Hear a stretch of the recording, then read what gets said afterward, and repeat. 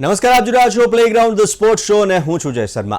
તો ન્યૂઝીલેન્ડે ભારત સામે one day શ્રેણી જીતીને 35 વર્ષનો ઇતિહાસ તો બદલ્યો જ છે, પણ હવે તેમની નજર T20 પર વર્ચસ્વ જમાવવા પડશે.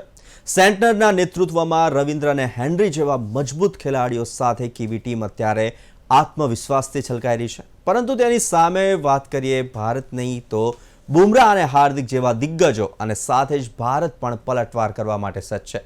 તો નાગપુરની આ સ્પિન ફ્રેન્ડલી પિચ પર કુલદીપ યાદવની એન્ટ્રી અને સૂર્યાના ફોર્મ પર સૌ કોઈની નજર રહેશે, કારણ કે વર્લ્ડ કપ પહેલાની આ પ્રેક્ટિસ મેચો બંને ટીમો માટે પ્રતિષ્ઠાનો જંગ બની ગઈ છે. ઈશાન કિશનની વાપસી અને હર્ષિત દુબે વચ્ચેની સ્પર્ધા સાથે જોવાનું એ રહેશે કે શું ભારત કીવીના ક્લીન સ્વીપના સપનાને ચકનાચૂર કરી શકશે. તે જ વિશે કરીશું ચર્ચા, અને આ ચર્ચા કરવા માટે આપણી સાથે સ્ટુડિયોમાં ઉપસ્થિત છે સ્પોર્ટ્સ એક્સપર્ટ અશોક મિસ્ત્રી. અશોકભાઈ, આપનું સ્વાગત છે. Thank you so much.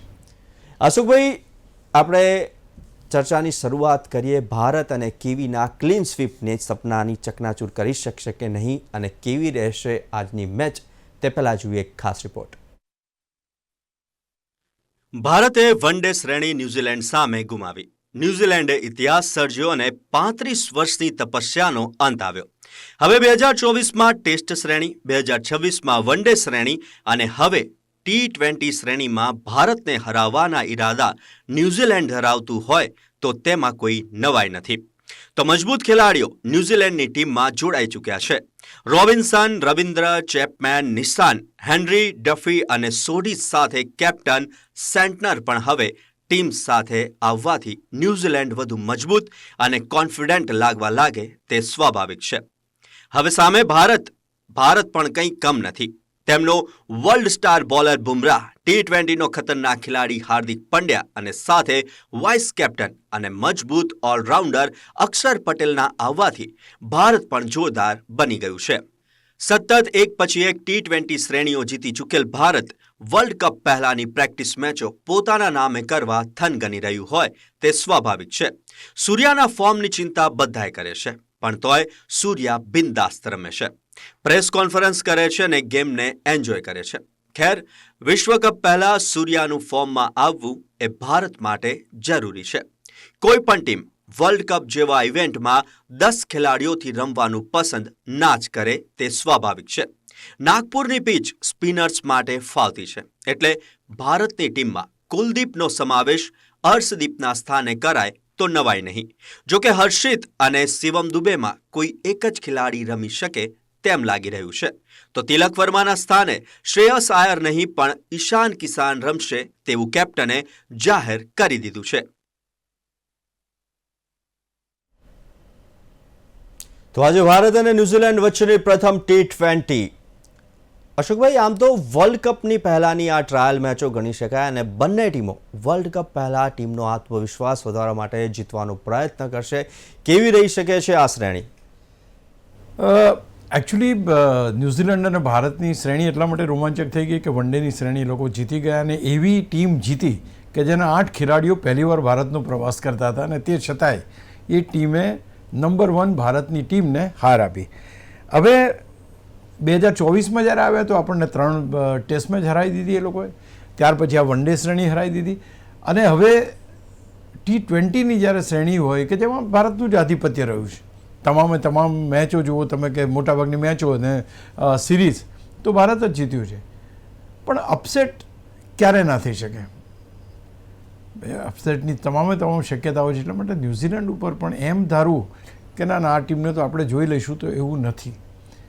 આપણા કરતાં બીજી ટીમોની તૈયારીઓ બહુ વધારે મજબૂત છે. ખેલાડીઓની પાસે એટલો આત્મવિશ્વાસ છે.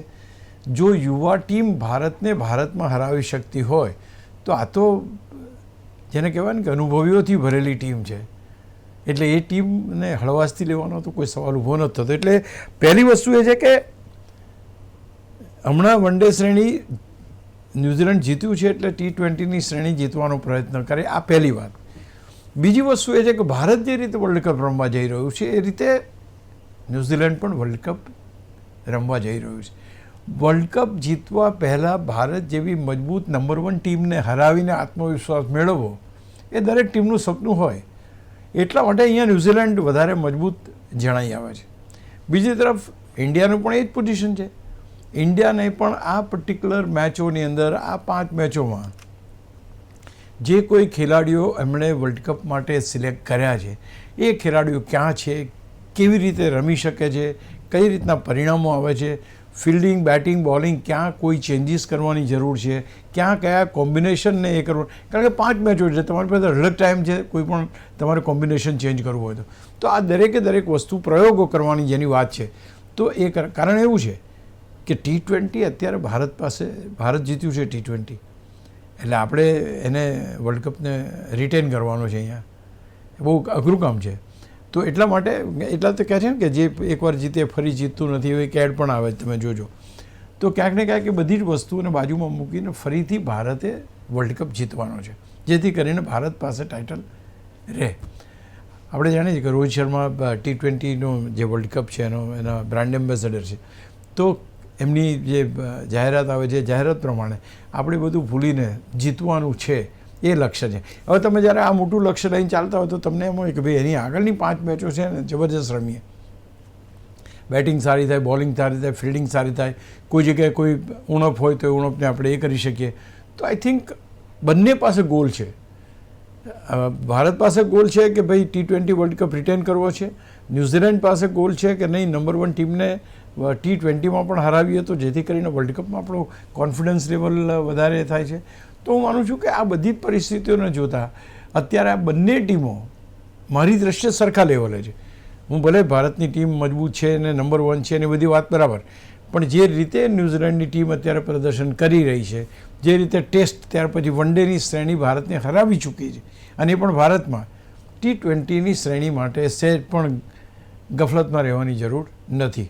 It can be the most dangerous side to play against.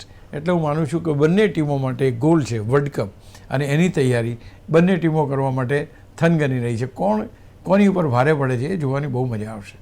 અશોકભાઈ, બંને ટીમો મજબૂત છે જે પ્રમાણે આપણે વાત કરી. તો ન્યૂઝીલેન્ડની વાત કરીએ તો ન્યૂઝીલેન્ડે 2024માં વિરાટ, રોહિત હોવા છતાં પણ 3 ટેસ્ટ મેચોમાં ક્લીન સ્વીપ કર્યું હતું. 2026માં પણ વિરાટ અને રોહિત હોવા છતાં પણ વન ડે શ્રેણી જીતીને પણ ઇતિહાસ સર્જ્યો હતો. તો હવે T20 માટે પણ તેમના ગોલમાં આ શ્રેણી આવી શકે, તેમાં પણ ભારતને હરાવી શકે.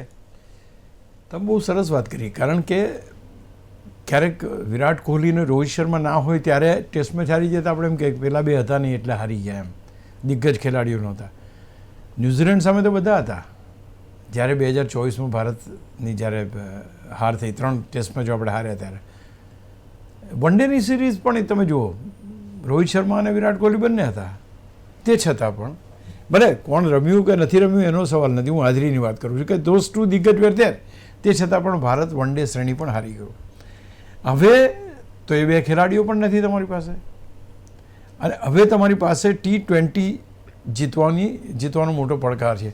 એટલે હમણાં જે વાત કરી એને કોરિલેટ કરી શકાય કે તમે બંને એક જ ગોલ સાથે ચાલી રહ્યા છો. અને બીજી સૌથી મહત્ત્વની વાત કે જો ભારત ન્યૂઝીલેન્ડ સામે હારી જાય, અને પણ એકદમ નવા કેપ્ટન સામે, બ્રેસવેલ જે કેપ્ટનશીપ કરી હતી એમની સામે, અને ટીમ નવી હતી એમની, એ જો તમને હરાવી જાય તો T20ની અંદર આ વધારે ખેલાડીઓ આવવાથી ને પેલા ખેલાડીઓમાં ઉમેરા હતા. આ તો ટીમ બહુ મજબૂત થઈ ગઈ. એટલે પડકાર એકચ્યુઅલી જોવા જાવ ને તો ભારત ઉપર વધારે છે.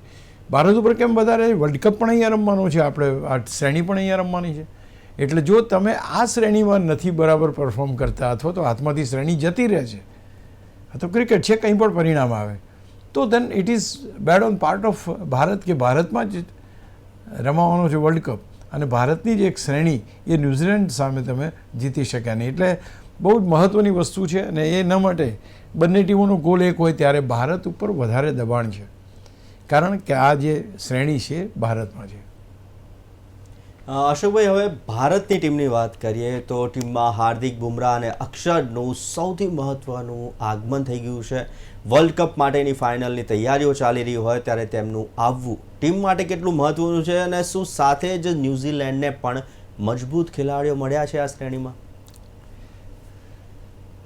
હું ગઈકાલે એક વિડીયો જોઈ રહ્યો હતો સોશિયલ મીડિયા ઉપર. એટલે હાર્દિક પંડ્યા એમ કહે છે કે પેલા પ્રેક્ષકો થોડા ઘણા પ્રેક્ટિસ જોવા આવ્યા હતા એમને કે તમે ત્યાંથી ખસી જાઓ એમ.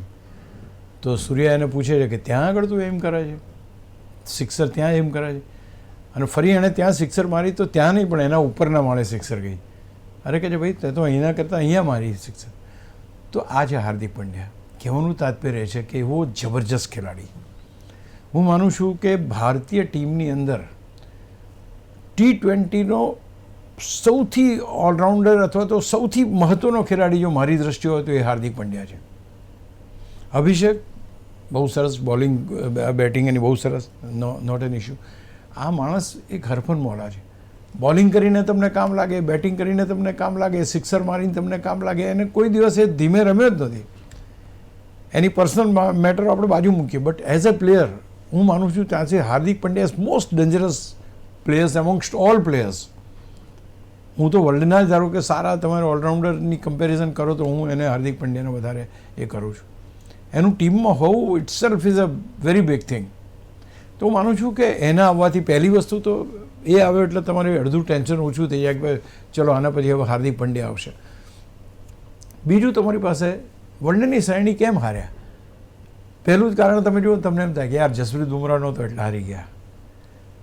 નો, Jasprit Bumrah is coming back. જે ખતરનાક ખેલાડી જે છે એ ખતરનાક ખેલાડી વર્લ્ડ નંબર 1 બોલર જે ટેસ્ટ મેચોનો છે, T20માં પણ જેનું શાનદાર પ્રદર્શન છે, હી ઇઝ બેક. કે જેની 4 ઓવર્સ કાઢવી તમારે મુશ્કેલ પડે. પહેલી 2 ઓવર નાખવા આવે ત્યારે 1-2 વિકેટો પાડી દે, ડેથ ઓવર્સમાં 2 વિકેટો આવે તો કોઈ રન ના લેવા દે. આટલો મુશ્કેલ બોલર. અને તમે જ્યારે એ હોય ટીમમાં રમવાનું હોય તો તમારે 4 ઓવરો તો કાઢી નાખવાની. તો એવો તમારી પાસે બોલર આવી ગયો છે ટીમમાં. અને the most important character is Axar is one of the best. એ પર્ટિક્યુલર જગ્યા ઉપર 7મા-8મા ક્રમે જ્યાં પણ એ રમે છે ત્યાં એની બોલિંગ તમે જુઓ સ્ટમ્પ ટુ સ્ટમ્પ, કોઈ બેટ્સમેન એની ઉપર એ ના કરી શકે. એની ફિલ્ડિંગ અફલાતુન, બેટિંગ જોરદાર. તો હું માનું છું કે આ 2 ગુજરાતી ખેલાડી અને એક આમનું આવું બુમરાહ, આમ તો 3 ગુજરાતી ખેલાડી સોરી, તો એ 3નું ટીમમાં આવવું બહુ મોટી બાબત છે. અને એ બહુ મોટી બાબત એટલા માટે છે કે આ પર્ટિક્યુલર ફોર્મેટમાં તો આ લોકો બહુ ખતરનાક છે. તો એટલા માટે ભારત પાસે આ ટ્રમ્પ કાર્ડ છે. 1 નહીં 2 નહીં 3 જણા એવા છે કે જે ખેલાડીઓ કોઈ પણ ટીમને કોઈ પણ મેદાન ઉપર કોઈ પણ પરિસ્થિતિઓમાં ભારે પડી શકે. પહેલી વાત.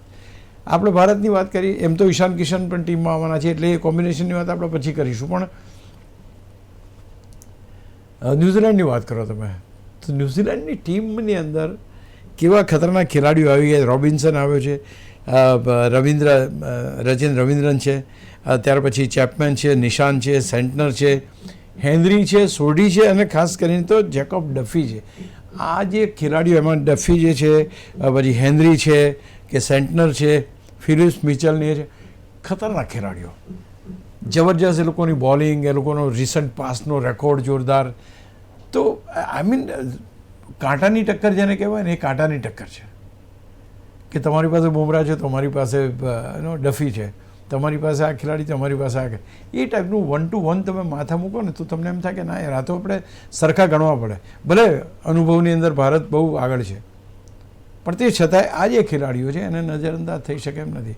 ડેલિન મિચેલ કેવા ફોર્મમાં જે આપણે જોયું છે, કોન્વે કેવા ફોર્મમાં જે આપણે જોયું છે વનડેમાં. તો ઓવરઓલ તમે જોવા જાઓ અને સેન્ટનર પોતે આવી ગયા છે, સ્પિન બોલર સોઢી છે. તો આજે ભારતની પીચ ઉપર રમવું એટલે તે peaches are always slow and અહીંયા આગળ ભારતની અંદર તમારા સ્પિનર્સને જ વધારે પ્રાધાન્ય મળે. તો એની પાસે સ્પિનર પણ છે, ફાસ્ટ બોલિંગ તો છે જ જોરદાર એ લોકોની. તો ઓવરઓલ તમે જુઓ તો બંને ટીમો સરખા પ્લેટફોર્મ પર મારી દ્રષ્ટિએ ઊભેલી રાખું છું. હું કોઈ એક ટીમને વધારે મજબૂત ને એક ટીમને ઓછી મજબૂત ગણતો નથી અત્યારે. કારણ કે આ પરિસ્થિતિઓ બહુ જૂજ આવે છે કે જ્યારે આટલા ટીમમાં ફેરફારો ન્યૂઝીલેન્ડે કરીને આખી ટીમ એક જે મોકલી છે એ બહુ ખતરનાક ટીમ મોકલી છે. એટલે ભારત પાસે મજબૂત ટીમ છે. તો આ લોકો 3 જણા આવ્યા છે અને ઈશાન કિશન ચોથો ટીમમાં આવશે. અહીંયા આગળ જુઓ તો 4 જણા ત્યાંથી આવ્યા છે, એ ખતરનાક છે. તો બંને ટીમો સરખી છે અને એટલા માટે એક રોમાંચની વાત કરો તમે કે ભારતની આપણે જેની કોણ બેટિંગ પહેલાં કરે છે એ જોવાનું, કેવી રીતે ચેસ થાય છે. તો રણનીતિની પણ પરીક્ષા છે, તમે કઈ રીતે રમો છો એની પણ પરીક્ષા છે, પાર્ટનરશિપ કેટલી બને છે એની પણ પરીક્ષા છે, બોલિંગ કેટલી સારી છે એની પણ પરીક્ષા છે. કારણ કે આ જ પીચો ઉપર ભવિષ્યમાં તમારે બોલિંગ કરવાની છે વર્લ્ડ કપ વખતે. તો તમને કેટલો એડવાન્ટેજ મળે છે અથવા તો ઓપોનન્ટ ટીમ એનો કેટલો એડવાન્ટેજ લઈ જાય છે એ જોવાનું બહુ રસપ્રદ રહેશે.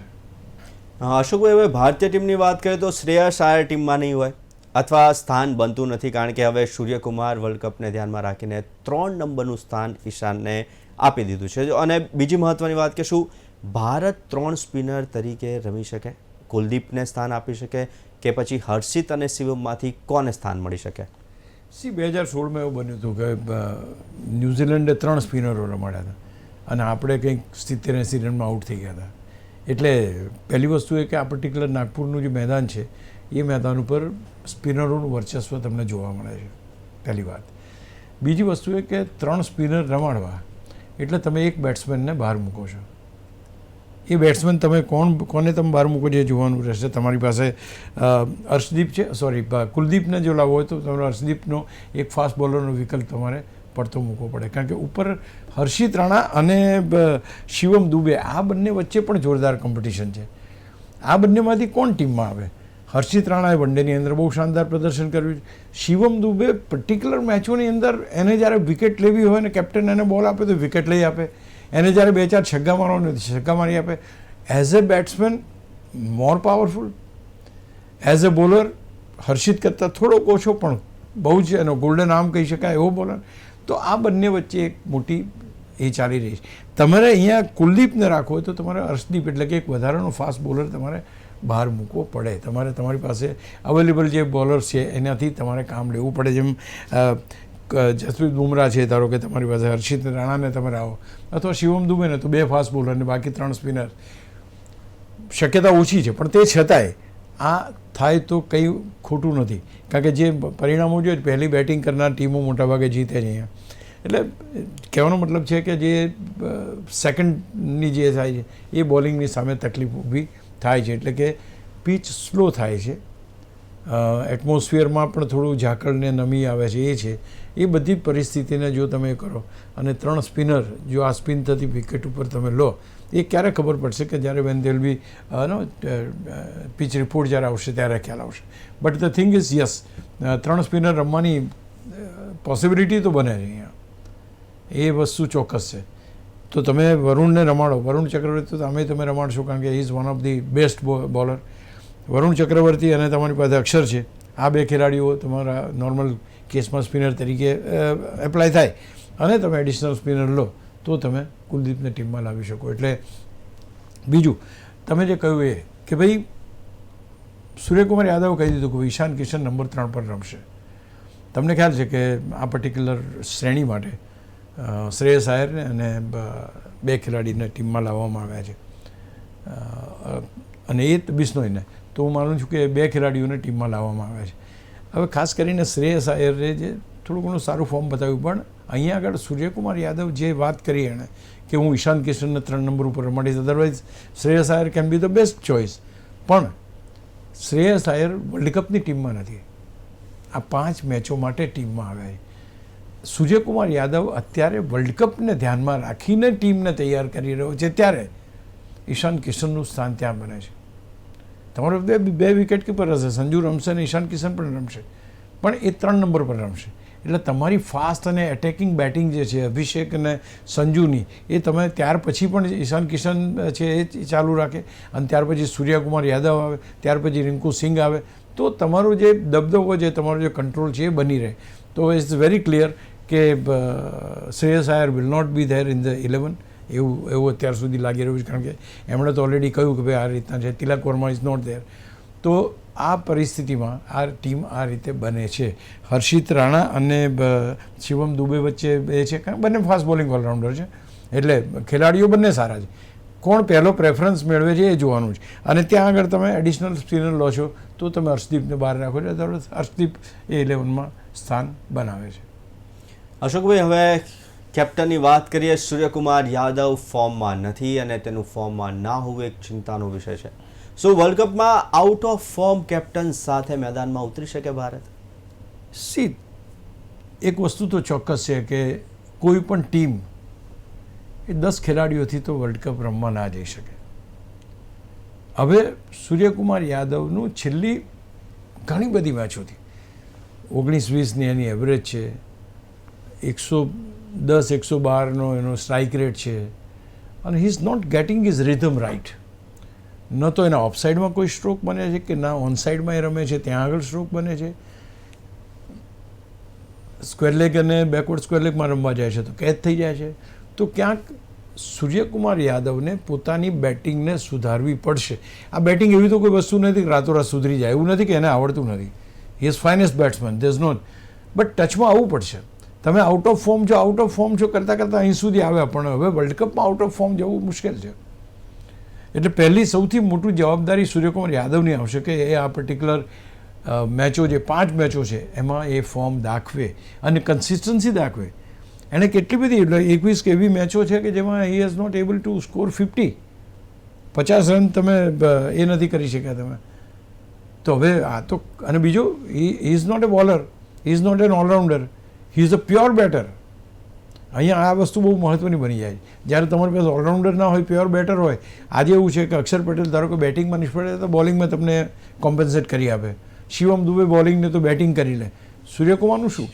તો હું માનું છું કે આ એક બહુ મહત્ત્વની વસ્તુ છે. અને જે આ પીચની પણ સાથે વાત કરી જ લઉં, નાગપુરની પીચ છે, રન્સ બને છે અને at the same time pitch slow થાય છે, સ્પિનર્સને યારી આપે છે અને પહેલી બેટિંગ કરનારને ફાયદો રહે છે. આ બધી તો સ્થિતિ છે. હવે જોવાનું એ છે કે ટોસ કોણ જીતે છે અને કોણ એનો ફાયદો ઉઠાવી શકે છે, એ અગત્યનું રહેશે. અશોકભાઈ, હવે ટોસ કોણ જીતશે અને કોણ તેનો ફાયદો ઉઠાવશે, પરંતુ જો બંને દેશોની વાત કરીએ તો T20ના વિક્રમની જો વાત કરીએ તો 25માંથી 15માં ભારતનો હાથ ઉપર રહ્યો છે અને ભારત નંબર 1 છે અત્યારે. આ આંકડા રમત પર અસર કરી શકે? રેકોર્ડ્સ તો બને છે, મીન્સ કે કોઈ પણ તમે સ્કોર કરો એટલે રેકોર્ડ તો બનવાનો છે. જીતો તો પણ રેકોર્ડ બને, હારે તો પણ રેકોર્ડ બને. એક વસ્તુ તો ચોક્કસ છે કે T20માં તો ભારત જબરજસ્ત છે, ખતરનાક છે, એની કોઈ ના નથી. પણ તમારે થોડીક ઘટનાક્રમને જોવો પડશે કે જ્યારે તમે છેલ્લો વર્લ્ડ કપ જીત્યા હતા ત્યારે તમારી પાસે જે ખેલાડીઓએ સારું પ્રદર્શન કર્યું, ધારો કે રોહિત અને વિરાટ કોહલી, એ હવે નથી, પહેલી વાત. બીજું, ફાઇનલમાં પણ તમે જુઓ, જે ટીમ હતી તમારી, સારામાં સારું બેટિંગ કોણે કર્યું? વિરાટ કોહલીએ. વિરાટ કોહલી તમારી પાસે નથી. એટલે આ બે ખેલાડીઓ જ્યારે નથી તે વખતે એના સ્થાને અથવા તો એના સ્થાને જે રમી રહ્યા છે એ કેટલી સારી બેટિંગ કરી શકશે એ જોવાનું રહેશે. તમે કીધું કે આંકડા આપણા સારા કેમ છે કે આ બધા ખેલાડીઓ હતા વર્ષોથી. T20માં બધા રોહિત શર્મા, વિરાટ કોહલી હતા જ લાસ્ટ વર્લ્ડ કપ સુધી. તો એ વખતે એમનું એ જબરજસ્ત પ્રદર્શન કરીને એ કર્યું છે, જીત્યા છે લોકો. હવે એને કન્ટિન્યુ કરવાનું છે. નાઉ ઇટ્સ ધ ટેસ્ટિંગ ટાઈમ કે ભાઈ વિરાટની જગ્યાએ કોણ, રોહિતની જગ્યાએ કોણ, કેટલા રન માર્યા, કેટલું ઉપયોગિતા એણે સાબિત કરી. તો આ વસ્તુ જ્યારે જોવાની હોય તે વખતે, અને આપણે જોઈએ છે કે અભિષેક જુઓ તમે, સંજુ જુઓ કે બાકીના બેટર્સ જુઓ, એ કન્સિસ્ટન્સી લેવલ જે છે એ કન્સિસ્ટન્સી લેવલ જણાતું નથી આપણને. તો એ ક્યાંક મેળવવું પડશે. અને આ બે ખેલાડીઓ વિના સૂર્યકુમાર યાદવને સાથે લઈને તમે કેટલું સારું પ્રદર્શન કરી શકો છો એ જોવાનું રહેશે. એટલે આંકડાને અત્યારે ભૂલી જ જવાના. તમે નંબર 1 છો એ પણ ભૂલી જજો, કારણ કે મેદાન ઉપર તમે ઉતરો તો તમારે 20 ઓવર રમવાની છે, એમને પણ 20 ઓવર રમવાની છે, એકને લાઇટમાં રમવાની છે, એકને દિવસે રમવાની છે. એટલે તો એ પરિસ્થિતિમાં કોઈ ફેર પડવાનો નથી. એટલા માટે અહીંયા આગળ નંબર 1 કે નંબર 2 નહીં, પણ મેચ ટુ મેચ તમારે લડવું પડશે. તો આથી આજની ડિસ્કશન, તૈયારીઓ વર્લ્ડ કપની માં, અને આ ચર્ચા કરવા માટે આપણી સાથે અશોકભાઈ આપ મારી સાથે જોડાયા તે બદલ ખૂબ ખૂબ આભાર. Thank you. તો આવી જ રીતના દરેક સ્પોર્ટ્સ ઇવેન્ટ્સના પ્રિવ્યૂ, રિવ્યૂ, ડિસ્કશન અને એનાલિસિસ માટે જોતા રહો પ્લેગ્રાઉન્ડ ધ સ્પોર્ટ્સ શો. નમસ્કાર.